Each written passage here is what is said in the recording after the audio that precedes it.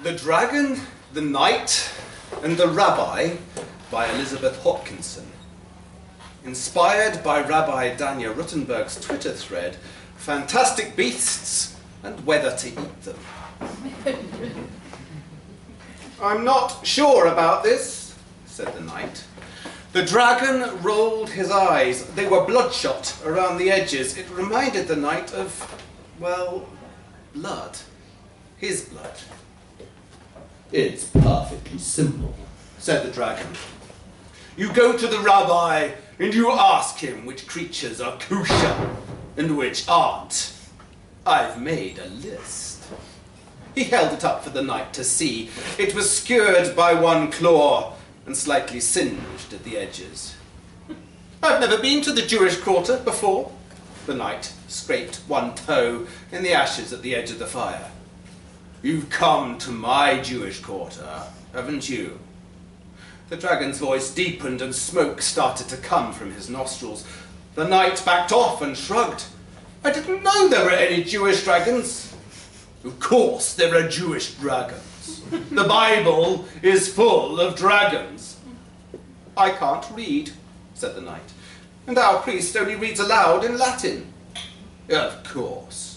You military types don't have any kind of useful education, do you? You learn how to serve at a man's table, how to tend to his horse, and then when you're old enough, how to kill him a dozen different ways with pointy bits of metal. The Knight opened his mouth to speak, then thought better of it. The Dragon sighed. It felt like the blast from a bread oven. I could just eat you. It narrowed his eyes. The Knight remained silent. The possibility of being eaten had occurred to him several times already, and it didn't get any better with the rethinking. He had already wondered if the Dragon would boil him in his armour, like a lobster, or if he would roll him in mud, as the Roma people were said to do with hedgehogs, before roasting him over the fire. Or perhaps the heat from the Dragon's throat would cook him on the way down. The Knight thought of the painting of hell on the wall of his local chapel, a gaping mouth filled with teeth, and flames that swallowed naked humans, while coal-black monstrosities stabbed them with pitchforks. There's hardly any meat in a knight, though, said the Dragon. And is a Gentile knight kosher anyway? You see my dilemma? He waved the piece of parchment at the Knight. Of course, I understand completely, the Knight lied. He couldn't get those pitchforks out of his head. The sooner he got back to town, the better. Just mind you hurry and get back with the answer, said the Dragon. I am absolutely ravenous.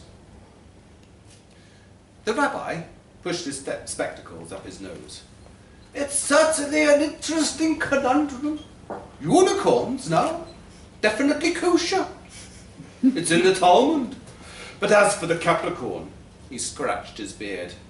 In all outward appearance, a goat which would make it kosher. But on the other hand, it is a sea creature without scales or fins, so... He made a fluttering gesture with his hand and said some words the Knight didn't know. A most interesting conundrum. Have you read this?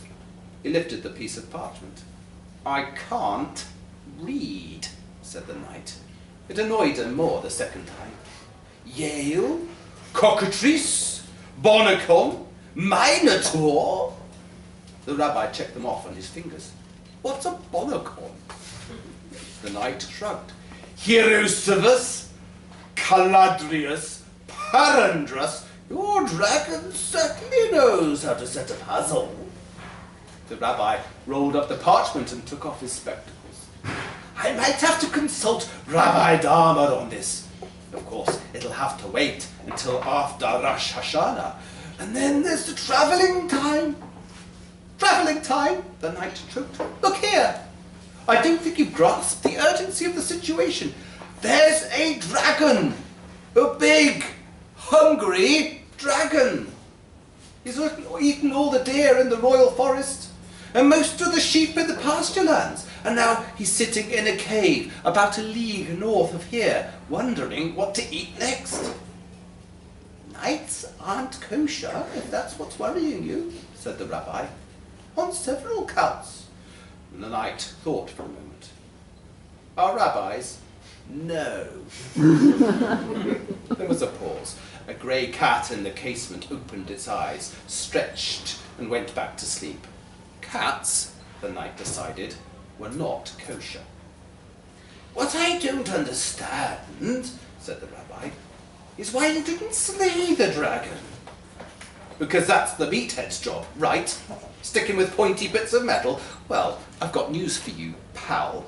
Dragons are smart, wily. He got me talking, sort of caught me off guard. He said... What the dragon had said, when the knight was prepared to tell people the dragon had said, was, what's wrong with eating sheep? Which was true, technically. The dragon had said something of that nature. After the knight had extracted his broken sword from the dragon's surprisingly tough underside. But what he actually said first was, are you going to keep tickling me with that toothpick all day? Or are you going to do something useful? The knight sighed. Questing wasn't what it used to be. Dragons had evolved, the feudal system couldn't keep up.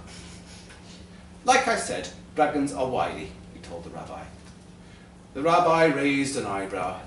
Just a thought, son, but maybe you're in the wrong job.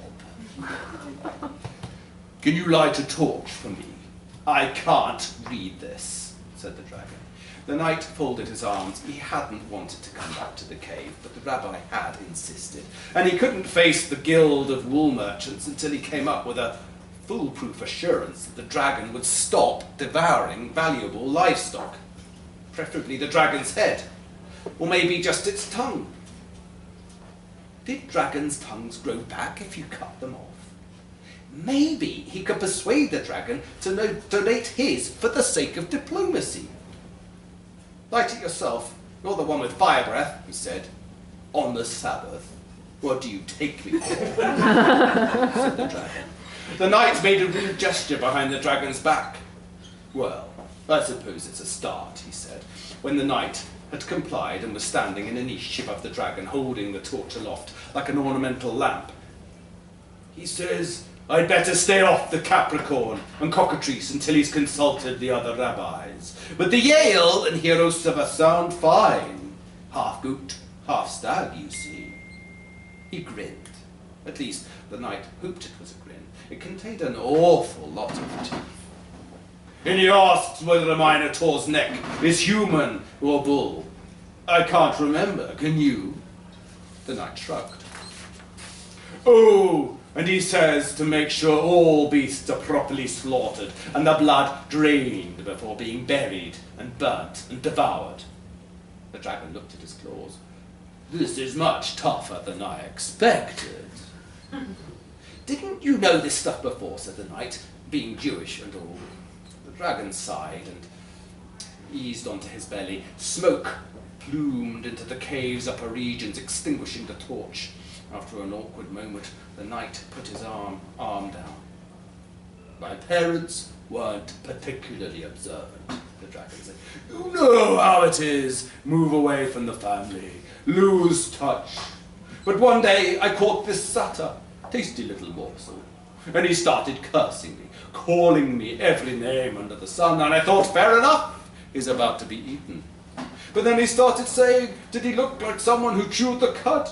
Just because he had goat feet, he still wasn't kosher. And anyway, I couldn't eat him on the grounds of Tsar Balai, because he was sentient enough to know what I was doing. And on, and on, and on. He was Jewish too then, said the knight. Jewish, said the dragon. He was a rabbi. The knight thought for a moment. If the satyr was a rabbi, why didn't you ask him all these bloody questions? The dragon looked uncomfortable. I sort of broken. Yes, I can see that's going to be a problem. The rabbi put down his book and looked at the knight. It can't be easy to butcher your prey in the correct way with just claws and teeth. The knight shrugged. I don't know, he can hold a pen.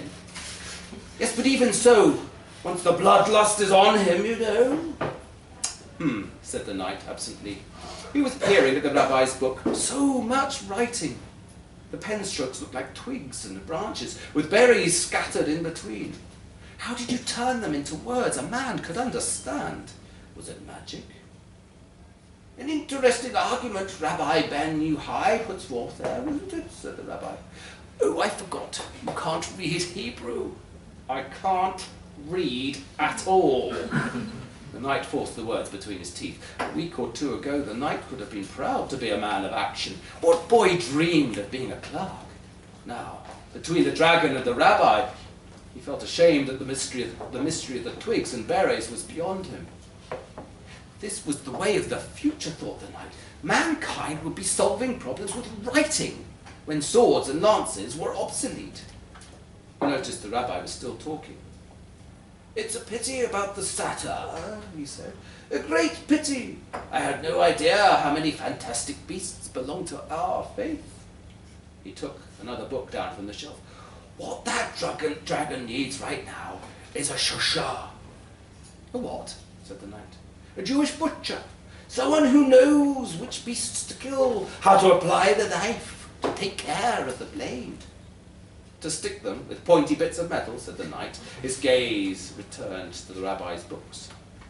The rabbi gave a little smile. He opened the book he had just retrieved and pushed it towards the knight. Would you like to learn how to read? You could start with this. The knight squinted at the page of twigs. Is it the Bible? The rabbi grinned, looking not unlike the dragon. No, it's a recipe book. The council of wool merchants often wondered what had become of the knight they had sent to deal with the dragon. However, as nothing had been heard of the dragon either, and the flocks were growing in numbers once more, they decided it wasn't important. Some things were best left alone. Had one of them passed the night on the street, they probably wouldn't have recognized him. He no longer wore armor, and his beard had grown down to his chest. He also knew many new words in his vocabulary these days. Words like cholent, kugel, and latkis. And the merchants would be particularly surprised to learn that not only could he pronounce these words correctly, but read them too. But none of the merchants were likely to pass the former night in the street. He hadn't been to the town in years, and when he did pay a visit, he would always stay in the Jewish quarter with his friend, the rabbi, with whom he would sit up late at night, debating the finer points of kosher law. But generally, he was to be found in his restaurant, the finest, and indeed the only kosher restaurant catering exclusively to the tastes of Jewish dragons and other fantastical predators. I've got to hand it to you, said the dragon. This Bonacon brisket is perfection. How do you get it so tender? The ex-knight winked. Trade secret. Come back next week.